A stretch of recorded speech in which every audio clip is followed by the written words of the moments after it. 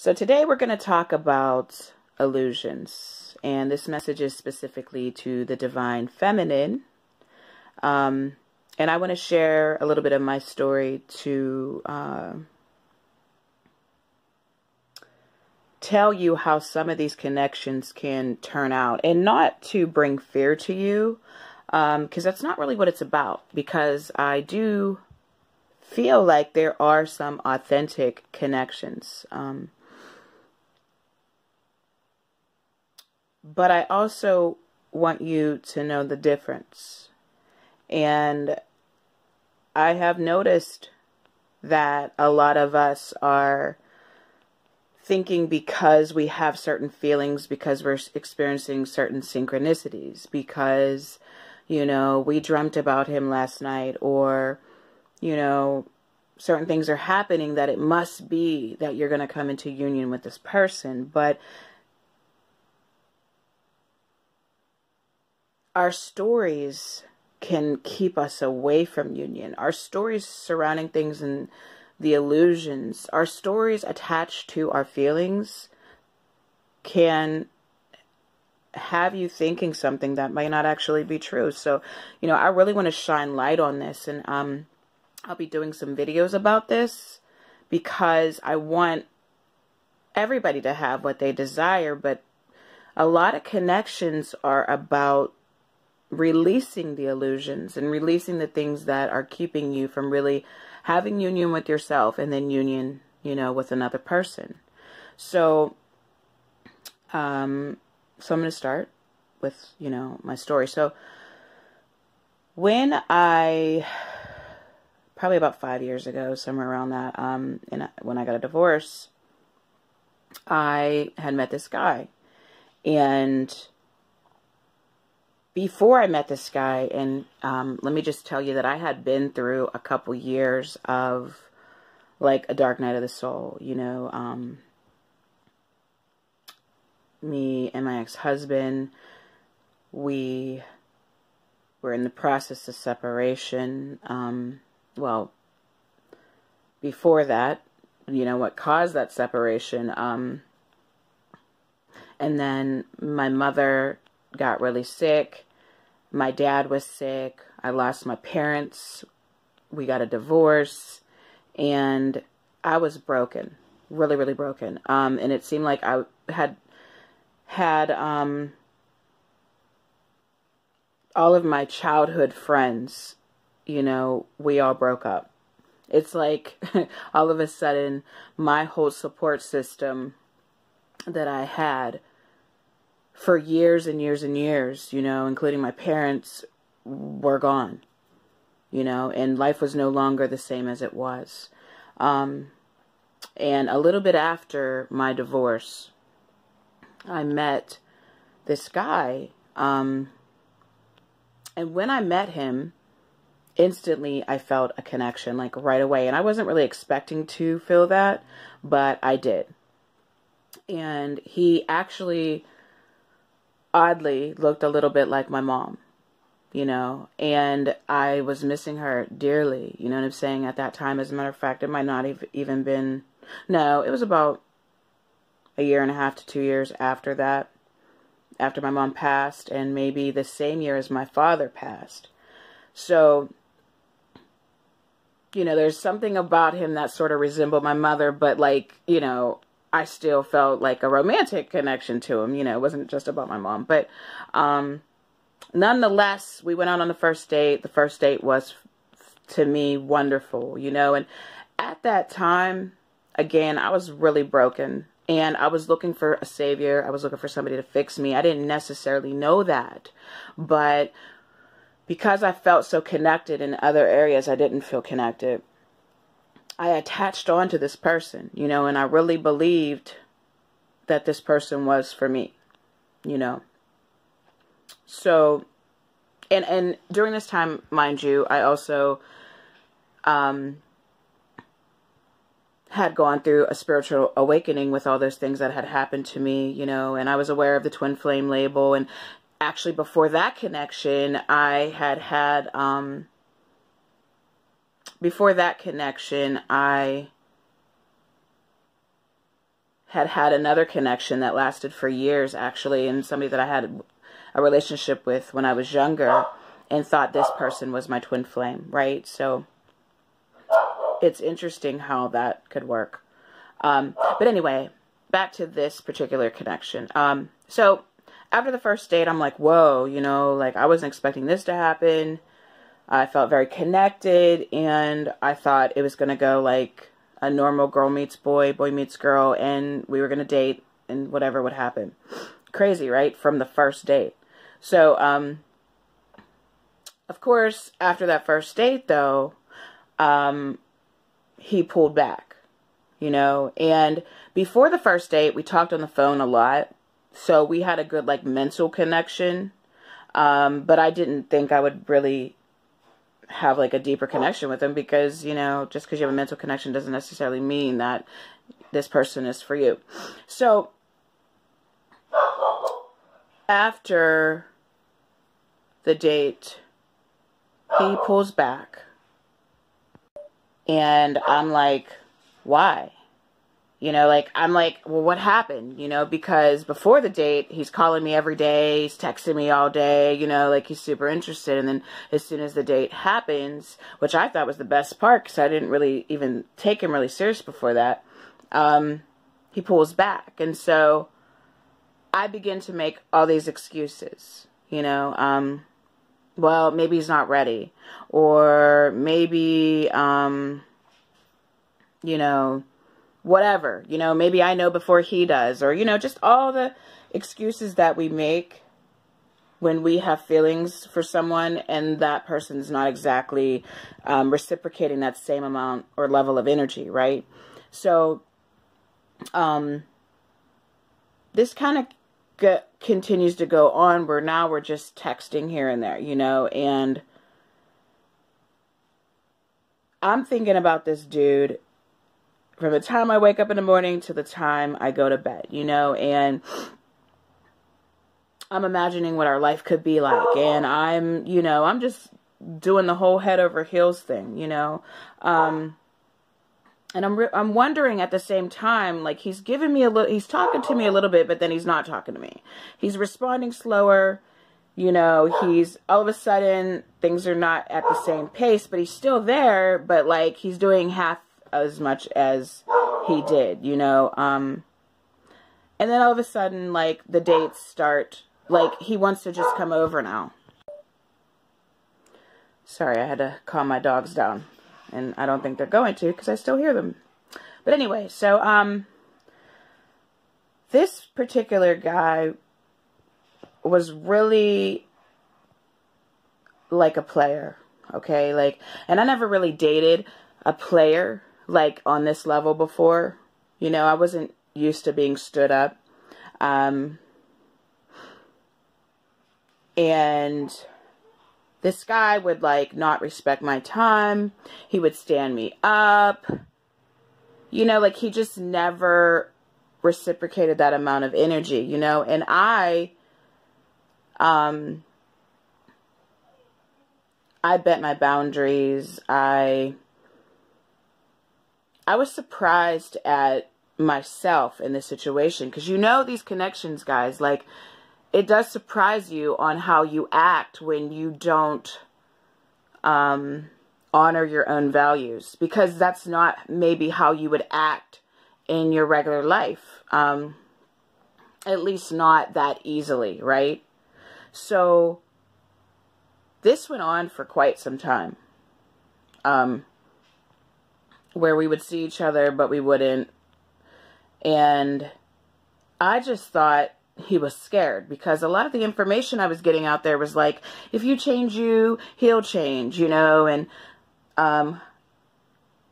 you know, if you heal yourself, then they heal themselves, and blah, blah, blah, blah, blah. And so I just thought, well, I'll keep working on me, and, you know, and this will change the situation. And really, it did for moments, for very brief moments, but then it would just continue to get bad. And it got to a point where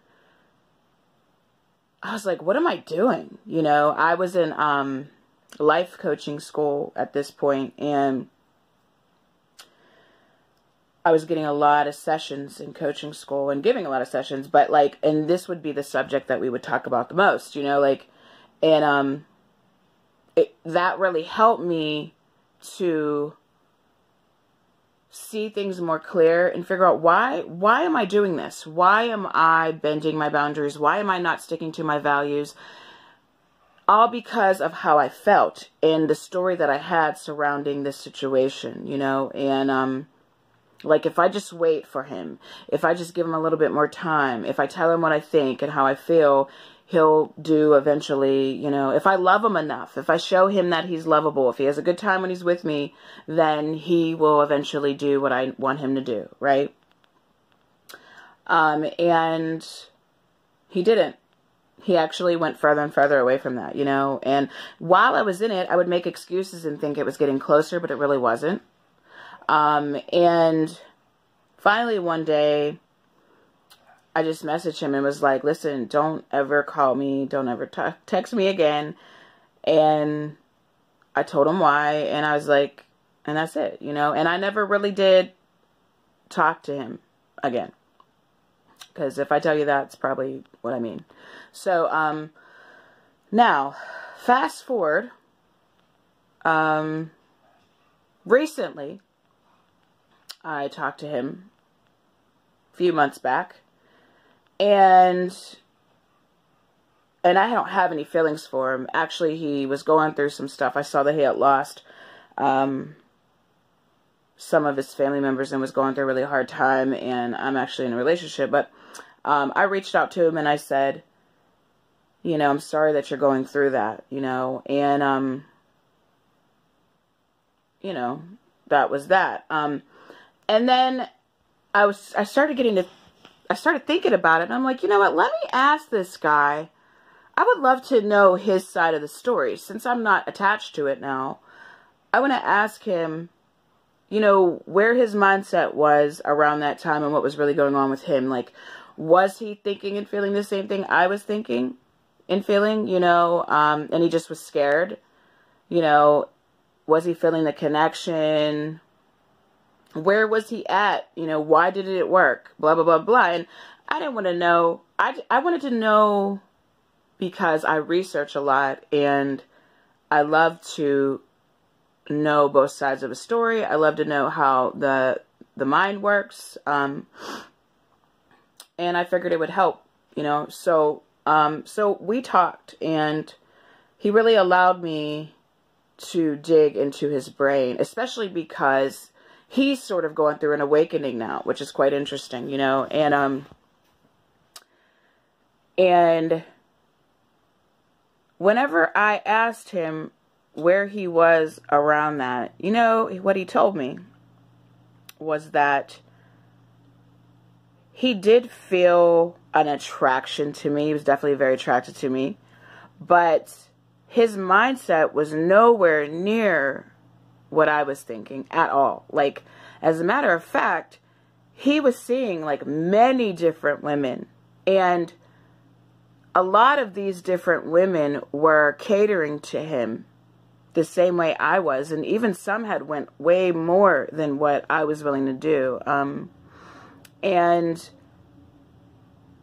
he felt like, why would he settle down if he's basically having all these little relationships all over the place without having to settle down, you know? And I thought that was so interesting because back at that time, I was sitting there thinking, pining, longing for this guy, imagining what me and him would have, because that's what the fog does. It kind of makes you sit and think. It makes you think that all these things could happen. Like, you fantasize about all the wonderful things you could have with this person, and you think it has to be this person because of how you feel and what you're experiencing, the synchronicities and all these things, you know. And I had a lot of synchronicities with him. I had a lot of the same things happen with him that I did in other connections. And while my connections have been different, there's been a lot of things that have been the same, right? So, but when he really explained to me what it was, and here he hadn't been over his ex, you know, he still was having dealings with the mother of his children. and he was still really emotionally invested into that, while having all these other little side relationships. And he wasn't with that person, like they weren't in a relationship, but he wasn't over that yet. And so he had no thoughts about having a relationship with me. That was nowhere on his mind. He didn't know nothing about no spiritual connection, you know. And the thing is like, I hear some women say, well, he knows in 5D, he loves me in 5D, but you know, he just doesn't know in 3D. Well, honey, if you don't know in 3D, then what is that going to help you regardless? Like, you standing around waiting for somebody who doesn't even think of you on that level, while you're spending a lot of time and energy, isn't going to really help you with, you know, the connection, quote unquote. So it's interesting, you know, because this guy now wanted to put that energy into me, and I'm like long gone. You know, and I don't feel like he just wanted to put it in me. I feel like he was just looking for somebody to fix him. And let me just tell you, well, I feel like and we talked about this too, by the way, like he's just looking for somebody to love him. And really, he's just looking for that love inside himself. And it's kind of interesting to me because how he was talking now is how I was back then when I met him. I was desperate. I was broken. I had so much pain in my heart. Like I didn't even feel like I mattered at all. You know, when I think back on that time, man, I remember not even lifting my head up much to see people, because that's how,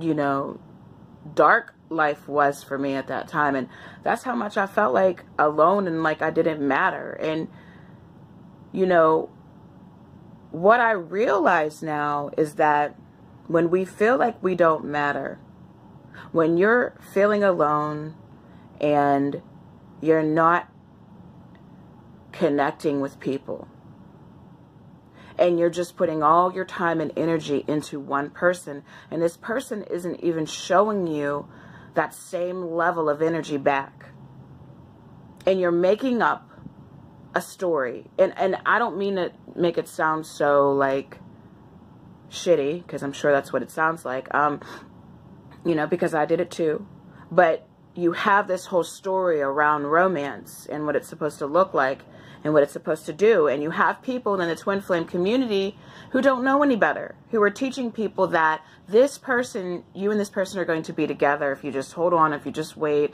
if you just change yourself, if you just heal. And while healing yourself and evolving is a part of the process, and while there can and will be somebody that will match that level of energy and want to heal with you, it's not always who you think. And being open and not just putting all of your expectations on that person because of the deep connection that you're feeling to this person is really important.